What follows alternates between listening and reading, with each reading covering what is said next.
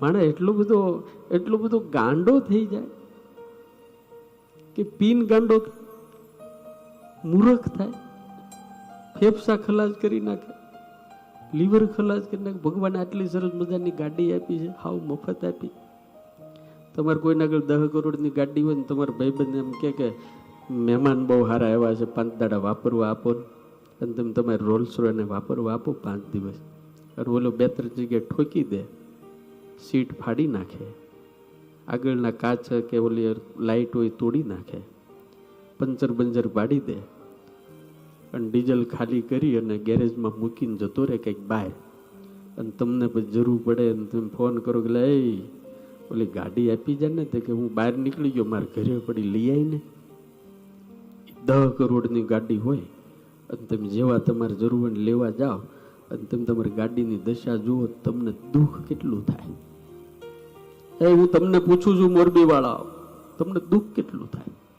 ભલે ને ગમે એટલો અંગત મિત્ર હોય, પણ અંદરથી આમ નીકળી જાય ને 2-3 ગાળો,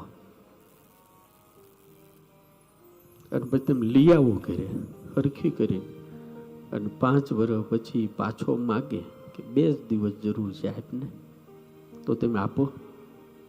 ગમે એવો ભાઈબંધ હોય તો આપો? એ ભાઈ આપો? તો લોઢા અને પતરાની બનેલી માણાએ બનાવેલી ગાડી જો તમે ન આપો, તો અબજો રૂપિયાનું બનાવેલું આ શરીર મારા ભગવાને આપણને હાવ મફત આપ્યું છે, અને હરખું વાપરો નહીં તો બીજી વખત હું લેવા ના આપે તમને. હું તમને પૂછું, બહુ ડાયા છો, બહુ ભણેલા છો, દુનિયામાં ફરો છો, આકાશમાં ઉડો છો, તમને પૂછું છું, આને વાપરો નહીં હરખું તો ભગવાન હું લેવા આપે તમને? બોલો ને. આની કિંમત તમે મને બતાવો, આની કિંમત બતાવો. ઇનકા કોઈ મૂલ્ય નહીં.